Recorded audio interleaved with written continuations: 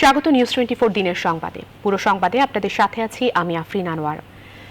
দেশের বিভিন্ন স্থানে সাম্প্রদায়িক হামলার প্রতিবাদে রাজধানীতে সম্প্রীতি সমাবেশ ও শান্তি মিছিল করেছে আওয়ামী লীগ। এতে দলটির নেতাকর্মী ছাড়াও বিভিন্ন শ্রেণীর মানুষও অংশ নিয়েছেন। সম্প্রীতি সমাবেশ ও শান্তি মিছিল কর্মসূচিতে অংশ নিতে মঙ্গলবার সকাল থেকে আওয়ামী লীগ সহযোগী এবং ভাতৃপ্রতিম সংগঠনের নেতাকর্মীরা বঙ্গবন্ধু এভিনিউতে জড়ো হন। বৃষ্টি উপেক্ষা করে সাম্প্রদায়িক সহিংসতার বিরুদ্ধে বিভিন্ন স্লোগান, লেখা ব্যানার, ফেস্টুন ও প্ল্যাকার্ড হাতে নিয়ে যোগ দেন নেতাকর্মীরা। সমাবেশে বক্তব্য রাখেন আওয়ামী লীগের সাধারণ সম্পাদক ওবায়দুল কাদের ও সভাপতিমণ্ডলীর সদস্য জাহাঙ্গীর কবির নানক সহ অন্যান্যরা। এর আগে সমাবেশের পরিধি কার্যালয়ের সামনে থেকে আশপাশের সড়ক পর্যন্ত ছড়িয়ে পড়ে। জনসমাগমের কারণে বঙ্গবন্ধু এভিনিউয়ের আশপাশের সড়কে যান চলাচল বন্ধ হয়ে যায়। শহীদ মিনারের সামনে সমাবেশে অংশ নেন ছাত্রলীগ নেতাকর্মীরা। যতদিন এই সাম্প্রদায়িক অপশক্তির বীজদার আমরা ভেঙে দিতে পারবো, ততদিন পর্যন্ত আওয়ামী লীগ রাজপথে থাকবে, রাস্তায় থাকবে। আওয়ামী লীগ এই অপশক্তিকে মোকাবিলা করবে। যারা রাতের অন্ধকারে রংপুরের পীরগঞ্জের মাছিপাড়ায় হিন্দু পল্লীতে হামলা করেছে তারা সন্ত্রাসী, ধর্মান্ধ ও দেশের শত্রু। আর তাদের মাথার উপর রাজনৈতিক ছাতা ধরে রেখেছে বিএনপি। মঙ্গলবার দুপুরে ঘটনাস্থল পরিদর্শন করেন ও ক্ষতিগ্রস্ত হিন্দু সম্প্রদায়ের লোকজনের সাথে কথা বলেন হাসানুল হক ইনু। বলেন, জামাতের সাথে বিএনপির যতদিন থাকবে ততদিন এই দেশে জঙ্গি উৎপাটন করা সম্ভব হবে না। প্রশাসনও এ ঘটনার দায় এড়াতে পারে না। ক্ষতিগ্রস্তদের পুনর্বাসন ও জড়িতদের দ্রুত বিচারের আওতায় এনে শাস্তি নিশ্চিতের দাবিও জানান হাসানুল হক ইনু। যারা হামলা করেছে তারা তো দোষী, কিন্তু হামলা ঠেকানোর দায়িত্বে প্রশাসন ব্যর্থ হলো কেন? সেখানে আমার আজকে পরিষ্কার প্রশ্ন যে প্রশাসন কি ব্যর্থ হলো, নাকি অদক্ষ, নাকি গাফিলতি আছে? যারা জামাতি, যারা রাজাকার, তাদের মাথার উপরে বিএনপি একটা রাজনৈতিক ছাতা ধরে রেখেছে। সুতরাং আমার বিনীত আহ্বান, আল্লাহর ওয়াস্তে এই জঙ্গি ধর্মান্ধ গোষ্ঠীর মাথার উপর থেকে বিএনপির ছাতাটা সরিয়ে নেন। রংপুরের পীরগঞ্জে হামলার পর খোলা আকাশের নিচে বসবাস করছে অর্ধশত পরিবার। ঘটনাস্থল পরিদর্শনে সেখানে যাচ্ছেন আওয়ামী লীগ সহ বিভিন্ন দলের নেতারা। বিস্তারিত জানাতে পীরগঞ্জ থেকে যুক্ত হচ্ছেন সহকর্মী রেজাউল করিম মানিক। পীরগঞ্জের সর্বশেষ কি তথ্য আছে আপনার কাছে? 17 তারিখে 17ই অক্টোবর সন্ধ্যা নাগাদ হঠাৎ করেই পীরগঞ্জের মাঝিপাড়ায় আমরা জানতে পারি যে এখানে কিছু ঝামেলা তৈরি হচ্ছে এবং এখানে কিছু মানুষ জড়ো হয়েছে এবং তারা খুব উত্তেজিত এবং তারা বাড়িঘর দুয়ার ভাঙচুর করার মতো একটা প্রবণতা। তো ওই খবর আমরা পাওয়ার আগেই আমাদের পীরগঞ্জ উপজেলার যিনি ওসি তারও আগে এই খবর পেয়ে তারা অলরেডি ফোর্স সহ সেখানে চলে এসছে ঘটনাস্থলে এবং এসে ওই মাঝিপাড়াটাকে তারা সুরক্ষিত রাখার চেষ্টা করেছে। তাদের যত ফোর্স ছিল সবকিছু দিয়ে তারা মাঝিপাড়াটাকে ঘিরে রেখেছে যাতে সেখানে কোনো ধরনের আক্রমণ না হতে পারে। কিন্তু এর মধ্যেই আবার রংপুর থেকে পুলিশ সুপার সেও ফোর্স নিয়ে এই একই ঘটনাস্থলের উদ্দেশ্যে যাত্রা করেছে। আমার সাথে কনস্ট্যান্ট ফোনে যোগাযোগ হচ্ছিল তাদের এবং তখন আমরা জানতে পারি যে মাঝিপাড়ায় আক্রমণ না করে এই সন্ত্রাসী কাণ্ড যারা করেছে কর্মকাণ্ড তারা অন্য গ্রামে করিমপুরে তারা কিছু বাড়িতে বিচ্ছিন্নভাবে আগুন ধরিয়ে দিচ্ছে। তখন ফোর্স ওখানে টিয়ার গ্যাস মেরেছে এবং তারা ওপেন ফায়ারও করেছে।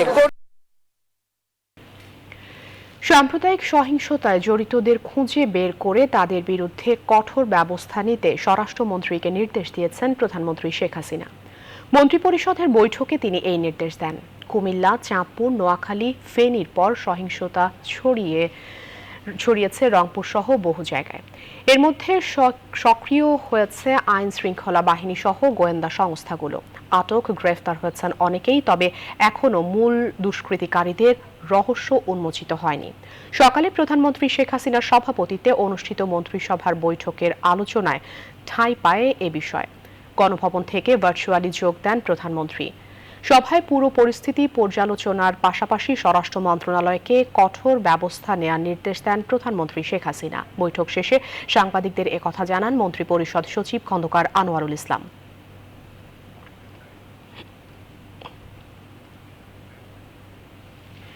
হিন্দু সম্প্রদায়ের বাড়িঘর ভাঙচুর ও আগুন দেওয়ার ঘটনার সঙ্গে ক্ষমতাসীন দলের সংশ্লিষ্টতা আছে বলে দাবি করছে বিএনপির রাজশাহী বিভাগীয় সাংগঠনিক সম্পাদক রুহুল কুদ্দুস তালুকদার দুলু। বলেন, দ্রব্যমূল্যের অসহনীয় ঊর্ধ্বগতির ফলে দেশের মানুষ এখন বিক্ষুব্ধ। মানুষের দৃষ্টিভঙ্গি ভিন্ন দিকে ফেরাতেই সংখ্যালঘুদের ওপর হামলা ও নির্যাতন চালানো হচ্ছে। দুপুরে রাজশাহী নগরীর একটি রেস্তোরাঁয় জেলা ভিত্তিক বিএনপির সাংগঠনিক পর্যালোচনা সভায় প্রধান অতিথির বক্তব্যে দুলু এসব কথা বলেন।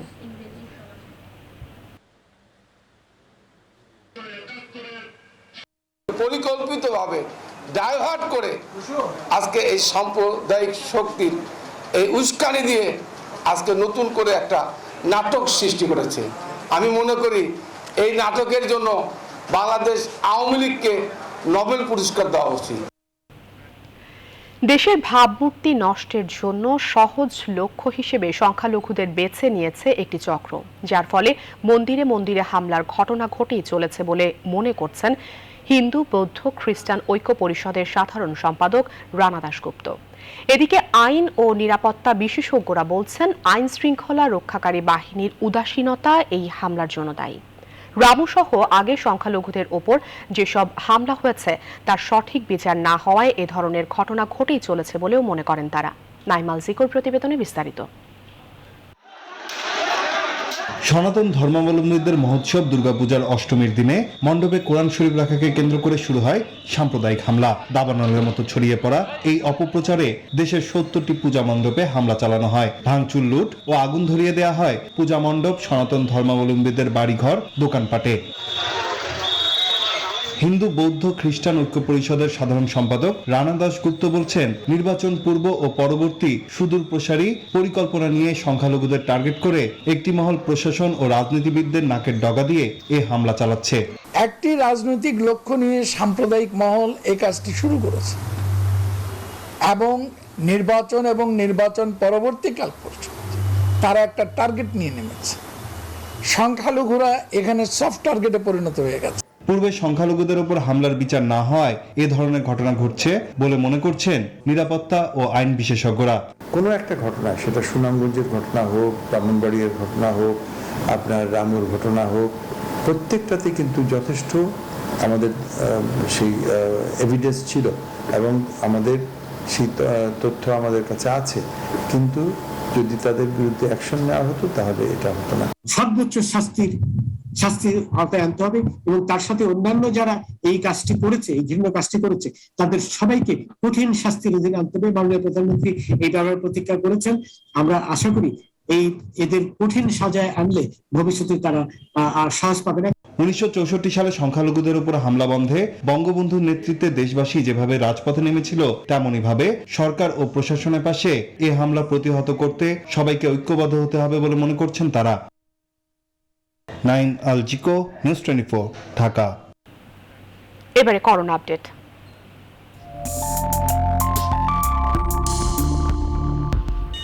দেশে করোনার প্রকোপ কমেছে। গেল 2.5 মাস ধরেই করোনায় আক্রান্ত ও মৃত্যুর হার নিম্নমুখী। 24 ঘন্টায় করোনা ও উপসর্গে কয়েক জেলায় প্রাণ হারিয়েছেন 6 জন। রাজশাহী মেডিকেলের করোনা ওয়ার্ডে 2 জনের মৃত্যু হয়েছে। চট্টগ্রাম মেডিকেল কলেজ হাসপাতালে 1 জনের মৃত্যু হয়েছে। এছাড়া বরিশালে 1 জন ও কুষ্টিয়ায় 2 জন মারা গেছেন।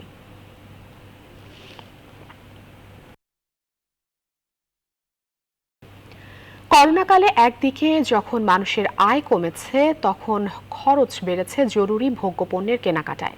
সংসার চালাতে গিয়ে হিমশিম খাচ্ছে নিম্ন আয়ের ভোক্তারা।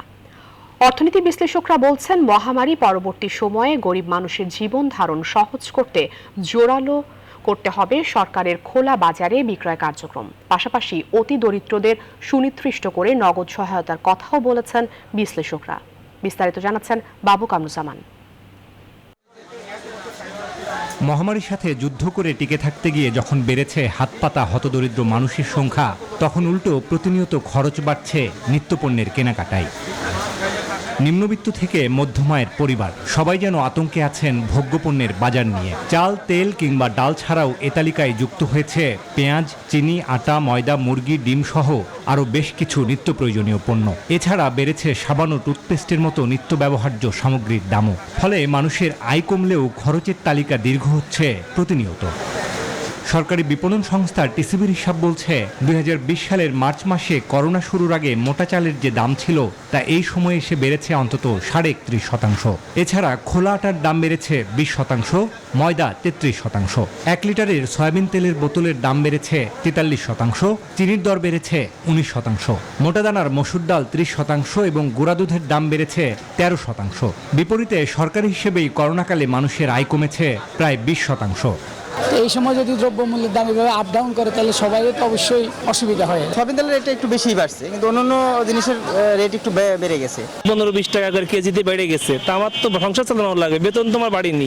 সরকারি সংস্থা টিসিবির খোলা বাজারে প্রতিনিয়ত বাড়ছে অপেক্ষমান হতদরিদ্র মানুষের সংখ্যা, যেখানে অনেক মধ্যবিত্ত এখন নিরুপায় হয়ে প্রতীক্ষায় থাকেন টিসিবির ট্রাকের। সাশ্রয়ী মূল্যে সরকারের পক্ষ থেকে ব্যয় ব্যবস্থাপনা করার জন্য আপনার চাল, ডাল, নিত্য প্রয়োজনীয় পণ্যের যে টিসিবির মাধ্যমে যে ব্যবহার করা বিক্রি করা হচ্ছে তাকে আরও বেশি সম্প্রসারিত এবং নিয়মিত করাটা খুবই গুরুত্বপূর্ণ হয়ে গেছে। অর্থনীতি বিশ্লেষকরা বলছেন, অতিমারি পরবর্তী সময়ে কেবল খোলা বাজারে বিক্রি বাড়ানো নয়, একই সাথে অতি দরিদ্রদের জন্য নিতে হবে নগদ সহায়তা কার্যক্রম। সরকারকে প্রত্যক্ষভাবে নিম্নবিত্ত, নিম্ন মধ্যবিত্ত, বিকাশমান মধ্যবিত্ত থেকে আরও বেশি প্রত্যক্ষ আর্থিক সাহায্য দিতে হবে। এর কোনো বিকল্প নাই। এমনকি যুবকদের বেকার ভাতা এর সাথে যুক্ত করতে হবে। পেঁয়াজ আমদানিতে 5% শুল্ক তুলে নেওয়া হলেও এখনও রাজধানীর খুচরা বাজারে 1 কেজি পেঁয়াজ কিনতে ভোক্তাকে গুনতে হচ্ছে অন্তত 60 টাকা। বাবু কামরুজ্জামান, নিউজ 24, ঢাকা।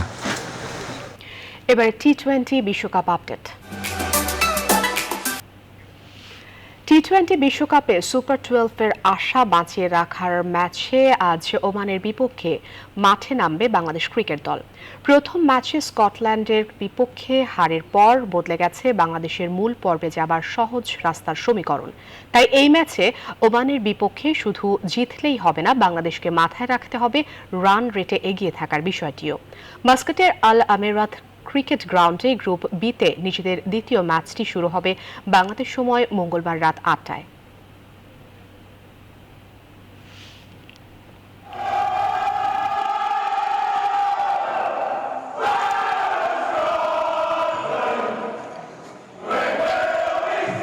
ঠিক এখান থেকেই শুরু করতে হবে রিয়াদকে, ঠিক এখান থেকেই শুরু করতে হবে বাংলাদেশকে। স্কটিশদের জয়োল্লাস যেভাবে স্তব্ধ করেছিল মাহমুদুল্লাহ রিয়াদের প্রেস কনফারেন্স, সেটাই আর হতে দেওয়ার সুযোগ নেই, সেটাই আর হতে দিতে চাইবেন না সাকিবরা। প্রথম ম্যাচ হেরে যখন টালমাটাল বাংলাদেশের মূল পর্বে জায়গা করে নেওয়ার সমীকরণ, ঠিক তখনই আবার সামনে হাজির এই ওমান। বিপরীতে দুর্বল প্রতিপক্ষ হলেও পাপুয়া নিউগিনির সাথে 10 উইকেটের বিশাল জয় পেয়েছে ওমান তাদের প্রথম ম্যাচে। বাংলাদেশের প্রত্যাশা জয়, তবে একই গ্রুপে একাধিক দল দুটো ম্যাচ জিতলে মোট রান রেটের হিসেব করবে আইসিসি। আর তাই সুপার 12-এ উঠতে হলে ম্যাচে জয়ের পাশাপাশি মোট রান রেটেও গুরুত্ব দিতে হবে বাংলাদেশকে। শুধু তাই জয় চোখ সীমাবদ্ধ রেখে সাকিব, রিয়াদ, মুশফিকরা চাইবেন না বন্ধুর পথকে আরো কঠিন করতে। তারপরও ওপেনিং জুটি নিয়ে রয়েছে সংশয়। সৌম্য হয়েছে টিমের আলটিমেট চয়েস, যেখানে 9 প্রস্তুতি ম্যাচেও রান করেও দলের বাইরে। সৌম্য ধারাবাহিক নয়, এই পিচে 3 পেসার নিয়ে খেলার সিদ্ধান্তে তাসকিনের কার্যকারিতার সাথে প্রশ্ন আছে নাসুমের সাইড বেঞ্চে বসে থাকা নিয়ে।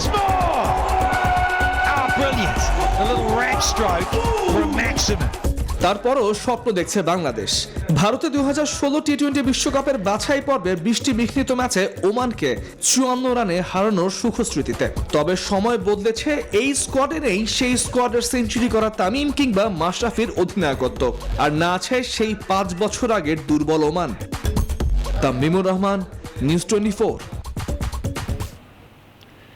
কুমিল্লার ঘটনার মূল অভিযুক্ত পালিয়ে বেড়াচ্ছে জানিয়ে স্বরাষ্ট্রমন্ত্রী আসাদুজ্জামান খান কামাল বলেছেন, যত দ্রুত সম্ভব তাকে আইনের আওতায় আনা হবে।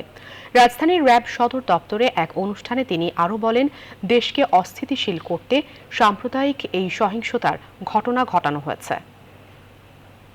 এই ধরনের অপপ্রচার চালিয়ে ফয়দা নেওয়ার চেষ্টা করছেন, তাদেরকে আমি হুঁশিয়ার করে দিচ্ছি। তাদেরকে আমরা অবশ্যই খুঁজে বের করব, তাদের জবাব দিতে হবে। আইন শৃঙ্খলা বাহিনী তাদেরকে অবশ্যই খুঁজে বের করে তাদের উপযুক্ত শাস্তির ব্যবস্থা আমরা অবশ্যই করব। জাল দলিলে খাজনা দিয়ে 4.5 কোটি টাকার পারের জমি পাক্কা নিজের করে নিলেন একটি চক্র। দিনে দুপুরে ভূমি অফিসের দালাল চক্রের যোগসাজশে এমন ভয়াবহ প্রতারণাটি করেছেন কেরানীগঞ্জ ইকুরিয়ার আবু সাইদ ও আবু হোসেন চক্র। 14 বছর আগের কেনা Dhaka multi agro cultural complex 45% জমিটি ভরাট করতে গেলে ভুয়া কাগজে জমির মালিকানা দাবি করে চক্রটি। এতে ক্ষুব্ধ ভুক্তভোগী ও স্থানীয় বাসিন্দারা। বিস্তারিত জানাচ্ছেন ফখরুল ইসলাম। রাজধানীর অদূরে কেরানীগঞ্জ ইকুরিয়া মৌজায় বিভিন্ন উন্নয়নমূলক স্থাপনা গড়তে এক যুগ আগে প্রকল্প করেন ঢাকা মাল্টি এগ্রিকালচারাল কমপ্লেক্স। এক যুগ আগে 45% এই জমিটি বিক্রি করলেও গত বছর হঠাৎই আবার নিজেদের জমি বলে দাবি করেন আবু সাইদ ও আবু হোসেন গং।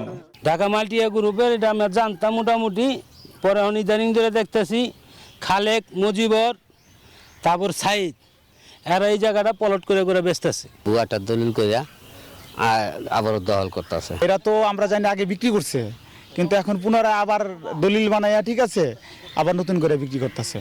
ভুক্তভোগী মাল্টি এগ্রিকালচারাল কমপ্লেক্স কর্তৃপক্ষ জানায়, 15 বছর আগে জমিটি মালিকের আম্মুক্তার থেকে কিনে নামজারি করে খাজনা দিয়ে আসছিলেন। কিন্তু জমির বিক্রেতা আবু সাইদ ও আবু হোসেন প্রতারণার আশ্রয়ে ইস্ট ওয়েস্ট প্রপার্টিজের কাছ থেকে পেয়েছেন এমন ভুয়া দলিলে গত বছর হঠাৎ করেই নিজেদের নামে জারি করে নেন জমিটি। বেচা থাকে তাহলে ফেরা কেন বেড়া দিব? মুজিবর রেলের মূল ব্রোকার জাল জ্বালিয়ে তুই সব তৈরি করে স্টাম্প তৈরি করে এই গ্রামটার ওই জ্বালায় খাইতেছে। তবে দক্ষিণ কেরানীগঞ্জের সাব রেজিস্ট্রি অফিসে এই দলিলের কোনো খোঁজ পাওয়া যায়নি। এই দলিলের সাথে আসলে এটা আমাদের রেজিস্ট্রিকৃত বা আমাদের এখান থেকে জেনারেট করা কোনো দলিল না। জাল আমরা বলতে পারবো না, আমাদের সাথে বলতে পারবো যে এটার সাথে এটার মিল নাই, অমিল দলিল দিয়ে একটা নামজারি হয়েছে। কখনো যদি কোনো ব্যক্তি জাল করে এই কাগজটা আমার কাছে নিয়ে আসে, আমরা আসলে বুঝতে পারি না, রেজিস্ট্রি হয়ে যায় দলিল। তাহলে কি ভুয়া দলিলেও খাজনা দেয়া যায়? প্রশ্ন ছিল ইউনিয়ন ভূমি অফিসের এই কর্তার কাছে। তারা তো দলিলটা তো ভুয়া, কেউই খেয়াল করে না। যাই হোক একটা ভুল হয়েছে জায়গায়, মিসকেস করলে বাতিল হয়ে যাবে 100%। যারা দলিলটা করছে তাদের তো ধরতে হবে, যে দলিলটা তারা ব্যবহার করলো। ইউনিয়ন ভূমি অফিসে খাজনা দেওয়ার পর কোনাখোলা এসিল্যান্ড অফিসে জমিটি পাকা নথিভুক্ত করেন মহাপ্রতারক আবু সাইদ গং। এবার ভূমি প্রতারক আবু সাইদের মুখোমুখি নিউজ 24। দলিল জালিয়াতির কিছুই যেন জানেন না, অস্বীকার করলেন আম্মুক্তার প্রধানের বিষয়টিও। না, আমি কোনো পাওয়ার কাউরে দেইনি। ওই যে ভুয়া করছে উনি হইলো, পাওয়ার দিলে আমার এত বড় আস্পর্ধা, আমি আর ওই জায়গা বিক্রি করে আমি যাবো ওইখানে। আম্মুক্তার প্রধানের বিষয়টি প্রমাণে কেরানীগঞ্জ মডেল সাব রেজিস্ট্রার অফিসে রেকর্ডে স্পষ্ট 2006 সালে রেজিস্ট্রি হয়েছে আম্মুক্তার নামা।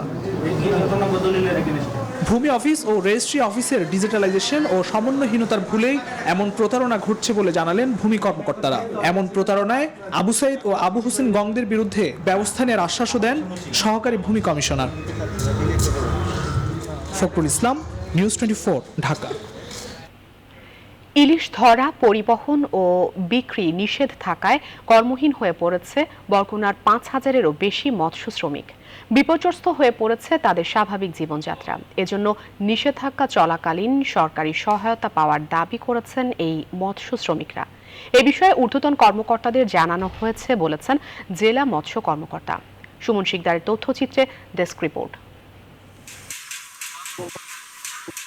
বাংলাদেশের বৃহত্তম মৎস্য অবতরণ কেন্দ্র পাথরঘাটা বিএফডিসি মৎস্যঘাট 22 দিনের নিষেধাজ্ঞা চলায় মৎস্য অবতরণ, ক্রয় বিক্রয়ে সরগরম থাকা এই মৎস্যঘাটটি এখন জনশূন্য। ইলিশ ধরা, ক্রয় বিক্রয়, পরিবহন বন্ধ থাকায় শুধুমাত্র এই মৎস্যঘাটেরই 5000-এর বেশি শ্রমিক এখন বেকার। মৎস্যকেন্দ্রিক এই শ্রমিকদের বিকল্প পেশা না থাকায় বিপর্যস্ত হয়ে পড়েছে স্বাভাবিক জীবন।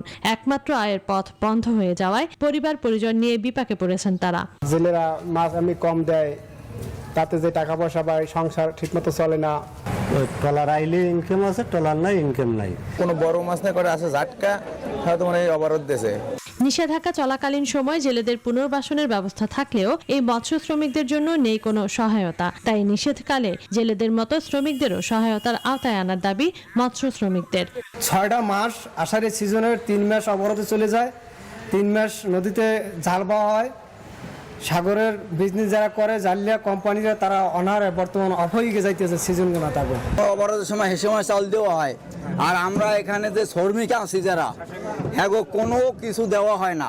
মাননীয় প্রধানমন্ত্রী যদি এই শ্রমিকদের যেহেতু তাকাইতো, ওদের একটু জীবন যেমন ভালো যাইতো, ওদের ছেলে মেয়ে নিয়ে ওদের খুব কষ্ট।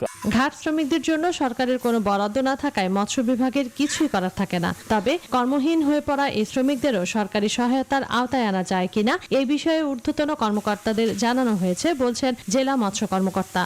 তাদের বিষয়টা ওখানে আসে এবং তৎক্ষণাৎ আমাদের উপপরিচালক মহোদয় আমরা জ্ঞাতার্থে সেটা সবাই তাকে জানাই এবং এটা ইতিমধ্যে আমরা ঊর্ধ্বতন কর্তৃপক্ষের কাছেও আমরা জানিয়েছি। বরগুনা সহ দেশের উপকূলীয় সাগর নদীতে 4 অক্টোবর মধ্যরাত থেকে শুরু হয়েছে 22 দিনের নিষেধাজ্ঞা, চলবে আগামী 25 অক্টোবর মধ্যরাত পর্যন্ত। Desk report, news 24। কক্সবাজারের সেন্ট মার্টিন থেকে টেকনাফে ফিরেছেন আটকে পড়া 3 শতাধিক পর্যটক।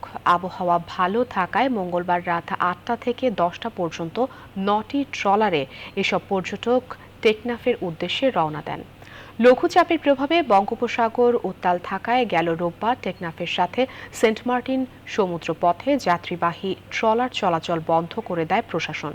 এ কারণেই ওই দিন বিকেল থেকে ট্রলার সহ কোনো নৌযান প্রবাল দ্বীপ থেকে ছেড়ে আসেনি। ফলে সেন্ট মার্টিনে আটকা পড়েন 3 শতাধিক পর্যটক।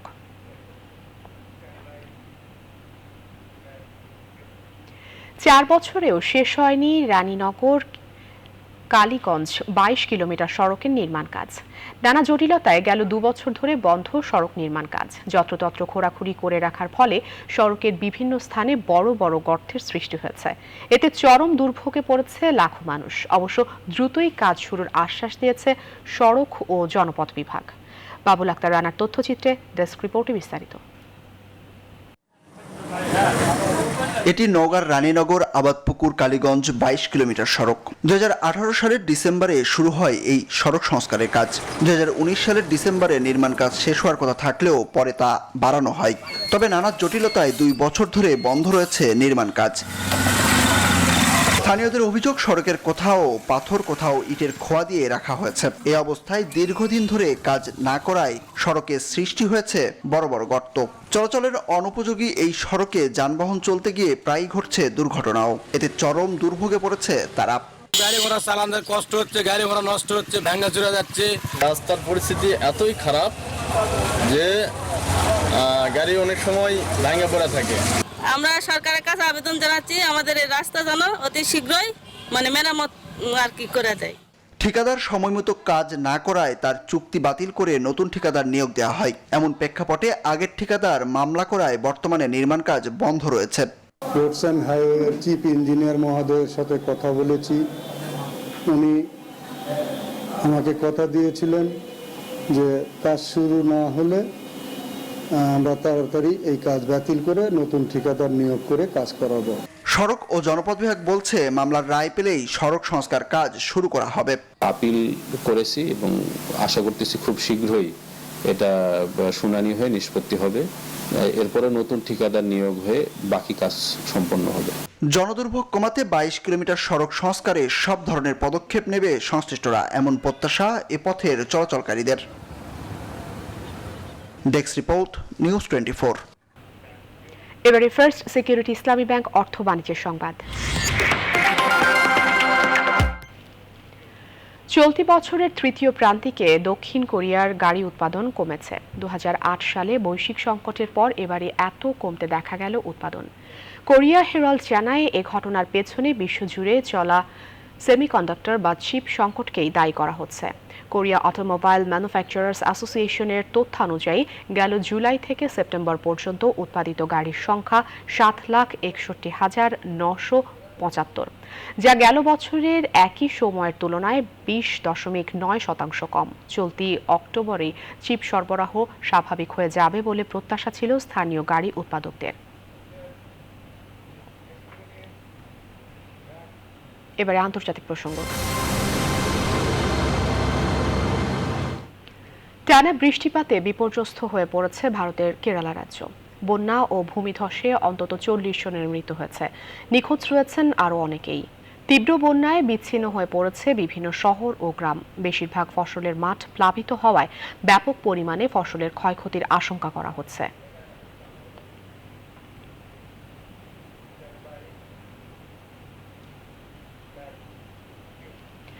নাইজেরিয়ার উত্তরাঞ্চলীয় সোকোটো রাজ্যে বন্দুকধারীদের হামলায় অন্তত 43 জন মারা গেছেন। স্থানীয় একটি সাপ্তাহিক বাজারে গেল রোববার থেকে সোমবার সকাল পর্যন্ত এই ঘটনা ঘটে। প্রদেশটির গভর্নরের কার্যালয়ের বরাতে রয়টার্স জানায়, রোববার স্থানীয় গরণ্য এলাকায় সাপ্তাহিক বাজারে এলোপাথারি গুলি চালায় সশস্ত্র সন্ত্রাসীরা। হামলার সময় বাজারে অনেক ক্রেতা বিক্রেতাদের ভিড় ছিল। সোমবার সকাল পর্যন্ত অব্যাহত ছিল এই হামলা। এতে অন্তত 43 জনের মৃত্যু হয়। হামলার সময় প্রাণ নিয়ে পালিয়ে যাওয়ার চেষ্টাকালেও অনেকে আহত হন। গেল 12 বছর ধরে নাইজেরিয়া ভিত্তিক জঙ্গি গোষ্ঠী বোকো হারাম আইএসের বিরুদ্ধে লড়াই চালিয়ে আসছে দেশটির নিরাপত্তা বাহিনীর সদস্যরা।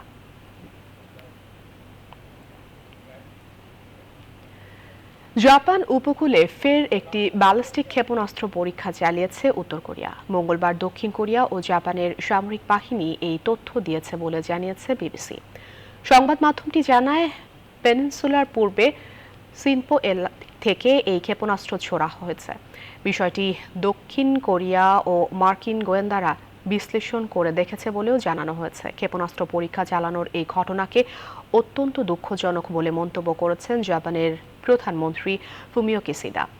কিম প্রশাসনের এমন ক্ষেপণাস্ত্র পরীক্ষা ইন্দো প্যাসিফিক অঞ্চলে স্থিতিশীলতা আনতে নেতিবাচক প্রভাব ফেলতে পারে বলে বরাবরই আশঙ্কা প্রকাশ করে আসছে যুক্তরাষ্ট্র। তবে কোনো কিছুকেই পাত্তা না দিয়ে ক্ষেপণাস্ত্র পরীক্ষা চালিয়ে যাচ্ছে পিয়ংইয়ং। সংবাদ এখনকার মতো এই পর্যন্তই। এতক্ষণ সাথে থাকার জন্য ধন্যবাদ সবাইকে।